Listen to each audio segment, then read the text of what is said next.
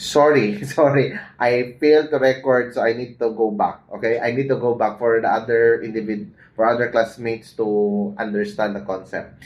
So under module 14, um, we will just discuss physical injuries and rape. So for physical injuries, there are three classification of physical injuries. Number one, the slight physical injury. Number two, less serious physical injury. And the last one is the serious physical injuries. Again, as I said earlier, slight physical injury and less serious physical injury, what we are looking at is the number of days for that individual to fully recover. Okay? If, for example, in slight physical injury, if the in if, for example, if the injury takes more than 10 days to recover, no, for a full recovery to happen, then that is considered less serious physical injury. So it's really the day of full recovery that needs to be ascertained in slight and less serious physical injuries. However, in serious physical injuries, no, what is considered here is the nature of the injuries sustained by the victim. So, accordingly, a person will be held liable for serious physical injuries if he inflicted injury that will cause insanity or pagkasira ng ulo, psychosis o pagkabuang in Bisaya to a person, or imbecility to another person. What is the difference between insanity and imbecility? When you say insane, you have a total detachment from the reality. You don't know what is real from unreal. That is what we call psychosis. But imbecility, it pertains to the person's intelligence quotient or the IQ. No, there are injury that will cause the person to have a diminished level of intelligence. You know, maybe it because of the reduction of the air supply to the brain that causes death of some neurons, no, that causes imbecility. So if the injury that was the injury inflicted to the victim caused imbecility, then the person will be held liable for serious physical injuries under paragraph 1. Okay? Number 2, impotent. No? Impotence meaning incapable of giving birth or kanang capacity to give capacity impotence capacity to fertilize an egg, no, or to bear a child, no, if the woman is the victim. So the womb, if you say a woman is impotent, he or she cannot bear a child anymore. If the person is a male and he is considered impotent, he cannot the sperm, or he has lost the ability to fertilize an egg, no. According to the law, impotence should also that's sterility. So it means impotence under the law covers sterility. So impotence is incapacity to perform sexual act, no? That is impotence. So kung lalaki hindi na tumitigas, okay? Pag babae, there is what we call vaginismus, no? Hindi na makapasok yung penis because of a severe contraction to the vaginal wall.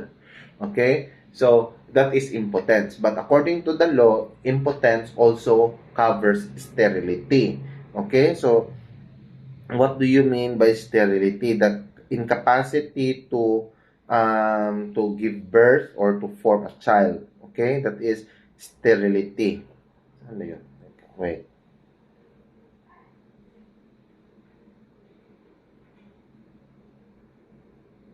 Okay. Okay, so then blindness. Blindness meaning total vision loss. Okay, total vision loss for both eyes. If isa lang ang na-blind, hindi siya if only one eye is blinded by the injury, it is still considered serious physical injury, but the penalty to be imposed is under paragraph 3, not paragraph 1, no? Because in serious physical injuries, there are still level of penalties to be imposed. Okay? So, I will not burden you in memorizing the penalties, but I want to know, I just want you to know that in serious physical injuries, there are still classification of serious physical injuries as to the penalties to be imposed. Okay, the highest form or the most the heaviest, no, the heaviest form of penalties under paragraph 1, which is the injuries which cause imbecility, total blindness, impotence, and insanity. If the person under paragraph 2, no, if the person, it is still considered a serious physical injury and penalized under paragraph 2 of article 263, if the injured person loses the use of speech, cannot talk anymore, or the power to hear, both ears, okay, both ears, or the capacity to smell, or loses an eye, so, or a hand, or a arm, or a leg, okay, so it is still considered as serious physical injuries punishable under paragraph 2 of 263. Loses the use of any of such member meaning arms or hands and feet, that is member, okay? When you say dismemberment, naputulan ng either kamay or paa, okay, dismemberment. So for example, because of the injury, the right hand of the person cannot be used anymore, then that is still considered serious physical injury under paragraph 2 of article 263. Paragraph 3, injured person become deformed, loses any other member of his body, loses the use thereof, or becomes ill or incapacitated for the performance of work in which he had been habitually engaged for more than 90 days. Injured person becomes ill or incapacitated for labor for more than 30 days. In paragraph 3 and 4, no, what is defining here is the number of days naman. There is distinction lang. If labor, meaning incapacity to do work, no, incapacity to do work, then 30 days, more than 30 days, that is serious physical injuries. If the incapacity, no, performance of a work in which he had been habitually engaged, work here, habitually engaged means some hobby, no, some hobby or some form of activities. Like for example, the person is a cyclist, no, or kanang nagbabike, or a cyclist. He or she cannot ride his or her bike because of the injury for more than 90 days, then that is considered serious physical injury. But labor, 30 days, incapacity to perform work, no? He cannot go to the office, he cannot go to his farm for more than 30 days, then that is serious physical injuries. Si less serious physical injuries naman, no? Si less physical injuries is the offended party is incapacitated for labor for 20 days or more, but not more than 30 days, okay? For 10 days or more. So dapat 10 days siya hindi makapagtrabaho or more, but not more than 30 days, no? So 10 to 29 days, no? 10 to 29, wait. Okay. 10 to not more than 30 days. So 10 to 30 days. Okay, let's be very specific. In serious physical injury, no? In serious physical injury, incapacity to work for more than 30 days. Okay, more than 30 days, that is already considered serious physical injuries. Okay? That is punishable under paragraph 4 of the article 263. Sorry. I am confused. Again. So we already have four paragraphs pala in serious physical injuries. Paragraph 1, yung the injured person becomes insane, imbecile, impotent, or blind. Paragraph 2, injured person loses the use of speech, power to hear, power to smell, loses an eye or a hand, foot or arm or leg, or loses the use of any of such member, and becomes incapacitated for work in which he had been habitually engaged. This letter C, no, under paragraph 2, hindi na talaga siya makapagtrabaho forever. Like for example, pilot, okay? A pilot needs to have a 20/20 vision for him or her to perform his or her function. So if the person who is a pilot suffered an injury that impairs, not cause blindness, but impairs his 20/20 vision, and that will cause him or her to be disqualified to be a pilot, then the penalty to be imposed is under paragraph 2 of Article 263. Okay? So, regardless of the time of healing, basta permanent form of deformities that causes the person not to be able to engage to his normal labor, no, or normal work, then that is punishable under paragraph 2 of Article 263. If the person naman is incapacitated to work more than 90 days, no, more than 90 days, then that is punishable under paragraph 3 of 263. If the person cannot work more than 30 days, no, more than 30 days, then that is punishable under paragraph 4, no? Paragraph 4 of Article 263. Okay? So, less serious physical injury naman, the person cannot go to work because of the injury he or she sustained for more than 10 days, but not more than 30 days. So, not less serious.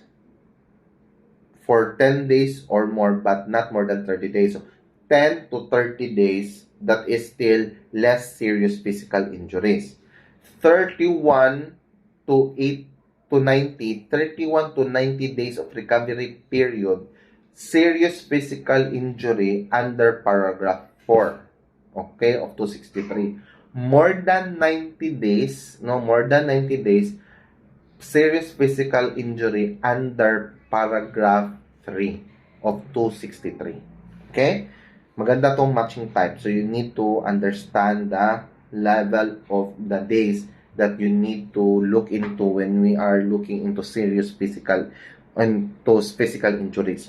The slight physical injury, the incapacity of the party for labor is only for 1 to 9 days. Okay? Or required medical attendance during the same period, that which is the problem. Okay.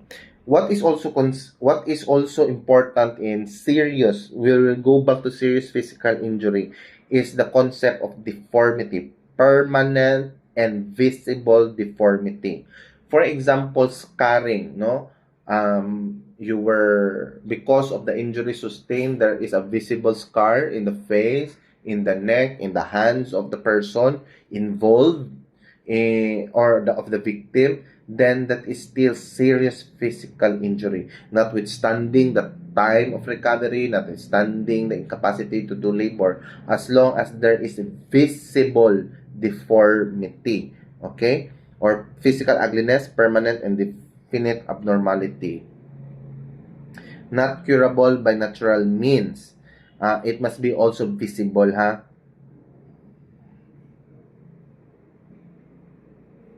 Okay. So, for example, you were punched, no, in the face, and then your front teeth was removed or was dislodged because of the punch. Then it is visible and permanent deformity, even though you can still have manang marble or parang artificial teeth no, that is still not natural, no, it cannot be held naturally. Okay, if that is already permanent, there's no chance for another teeth to grow. So if the damage, or if the teeth or tooth that was or were dislodged is in the front teeth or visible area or visible places, then that is considered serious physical injuries. But if the teeth that was dislodged is not visible, naturally visible or naturally visible, then the level of or the kind or the nature of the seriousness of the physical injury depends upon the recovery period. Okay, that is one of the most important concept of serious physical injury: deformity. You just need to remember, if the deformity is visible and permanent, then that is serious physical injury. Okay. Now, let's go. Before we will have our lunch break, we will discuss a more interesting crime, which is rape. No, again, right now with the amendment of the rape law, there are two forms of rape. The number one is the rape, which is the first form of rape is the traditional definition, whereby a man forces himself and to a woman and penetrated, no, use his penis to penetrate the vagina of the woman. That is the traditional definition of rape. In the more evolved definition of rape, whereby a man can be a victim of rape, there is what we call the rape through sexual assault. This is an insertion of any object to the anal orifice, no, or to the vaginal orifice, or insertion of the penis to the mouth. Okay, that is sexual rape through sexual assault. So let's go one by one on the elements for each crime. Okay.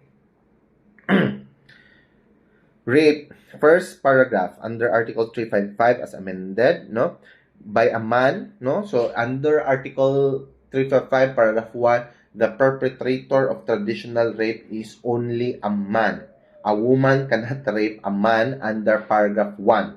I would like to capitalize under paragraph 1, because under paragraph 2, a woman can rape a man and a man can be a victim of rape under paragraph 2.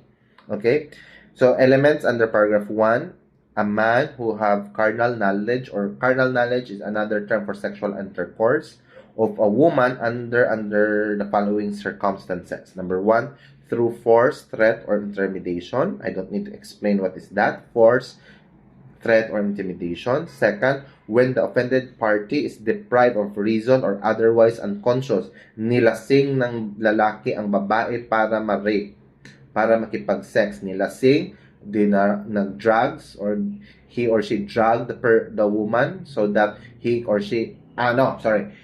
drugged the woman, or he drugged the woman in order for him to consummate the crime of rape. So parang nawala ng consciousness or na-deprive of reason. So because of the effect of the drugs, hindi na in the proper mindset ang babae. So the perpetrator committed the sexually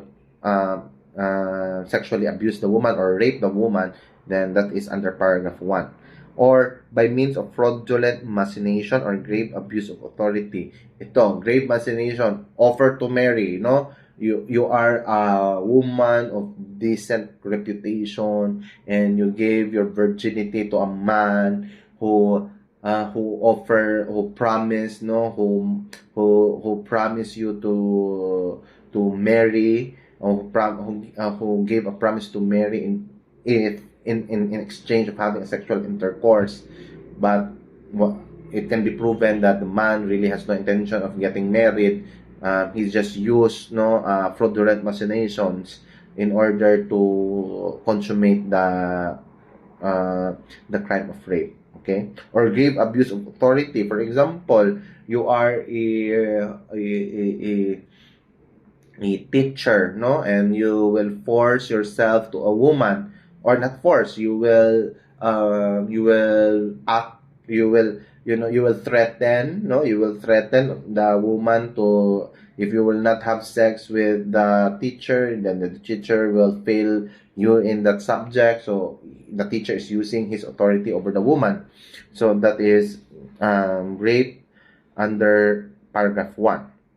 Then when the offended party is under 12 years old of age and is demented, even though none of the circumstances mentioned above be present.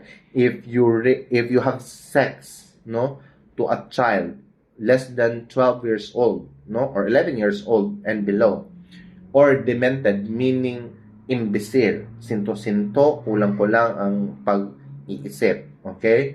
Then, that is automatic rape, notwithstanding any proof that you are sweetheart, notwithstanding the proof that it is consented, as long as the age of the child is below 12 years old and that the person is demented, then that is already considered rape under paragraph 1. What is more interesting is paragraph 2, because this is the newer amendment to the rape law. Under paragraph 2, the rape can be committed by any person, girl, boy, bakla, tomboy. Okay? Whatever the gender label of that person, as long it is human. Okay? By any person who, under the following circumstances mentioned in paragraph 1 thereof, shall commit an act sexual assault by inserting his penis into another's mouth or anal orifice, or any instrument or object into the genitalia or genitals or anal orifice of another person. Again, sex to sexual assault, similar circumstances, but because the victim here can be a man, can be a girl, can be a boy, can be a bakla, can be a tomboy. Again, any person can be a perpetrator and a victim in paragraph 2 of Article 266, Article 355. So, what is important here is that if the instrument used to perpetrate sexual rape or sexual assault is the guy's penis, it should be inserted to the mouth or anal orifice. Kasi if the penis is inserted in the vagina, then that is paragraph 1. That's still rape, but covered under paragraph 1. But if a person uses his penis to rape another person, a girl or a boy, and he inserted his penis to the mouth or to the anus of that another person, then that is rape through sexual assault under paragraph 2 of Article 355. But if he uses other instrument, any other instrument, let's say a vibrator, a pencil, his hands, or any form of material, no, it can be considered rape only if it was inserted, or if it is inserted in the vagina or anus. So, for example, vibrator, no? I'm sure you are I'm sure you are familiar with vibrators.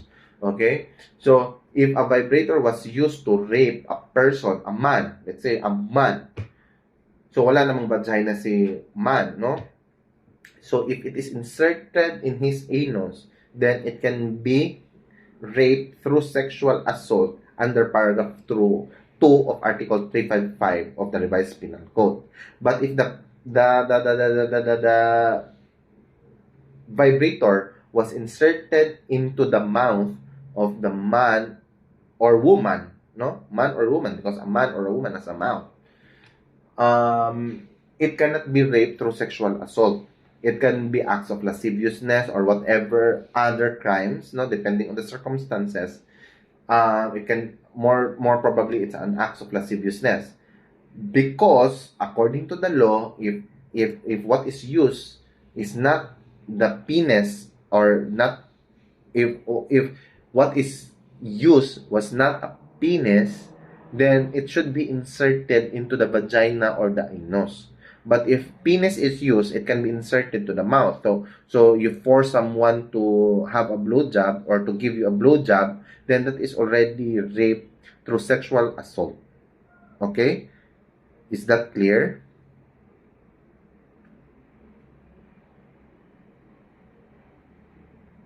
There are circumstances, no, that will impose penalty of death through rape, but I will not discuss it anymore because death penalty is already suspended, so I don't think it will be asked. Okay, so there are no other things that I need to emphasize in module 14. So if you don't have any question, we will meet at 1:30 or 2 o'clock. Let's meet at 2 o'clock so that I can charge my gadgets, no? And we'll proceed to module 15, 16, 17, 18, 19, 20, 21.